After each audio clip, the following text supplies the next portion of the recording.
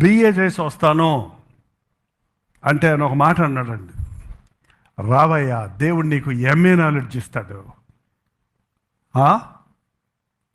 ఒక్క మాటే, సరేనండి, ఇంక మళ్ళీ ఆర్గ్యుమెంట్ లేదు, డిస్కషన్ లేదు.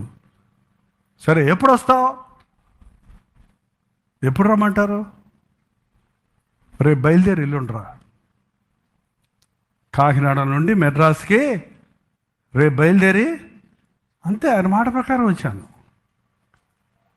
14వ తారీఖు సర్కార్ ఎక్కి జనవరి 15వ తారీఖు చెన్నై వచ్చాను. ఆయన వచ్చినప్పుడు ఒక మాట అన్నాడు, ఇదే రోజు లేమాన్స్ ఎవెంజెలికల్ ఫెలోషిప్ ప్రారంభించిన డానియల్ గారు మెక్లార్న్ హై స్కూల్లో హెడ్ మాస్టర్గా ఉంటున్నప్పుడు, నీ ఉద్యోగం వదిలిపెట్టి నా సేవకురాని దేవుడు పిలిస్తే ఆ పోస్ట్ ఉద్యోగం అన్నీ వదిలిపెట్టి అప్పుడు కాకినాడ నుండి ఆయన అదే రోజు మెడ్రాస్కి వచ్చి సేవ ప్రారంభించాడట. 27 రూపాయలకు వెప్పేరిలో ఒక చిన్న రూమ్ తీసుకొని.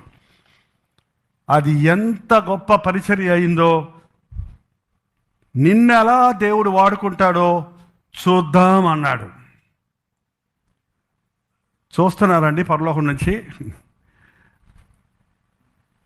చూశారా ఆయన ఈ లోకంలో ఉన్నప్పుడే. దేవుని మాట వింటే, దేవుని సేవకుల మాట వింటే నష్టపోమండి. మనలో ఆ సమర్పణ లేకపోతే ఏం లేదు.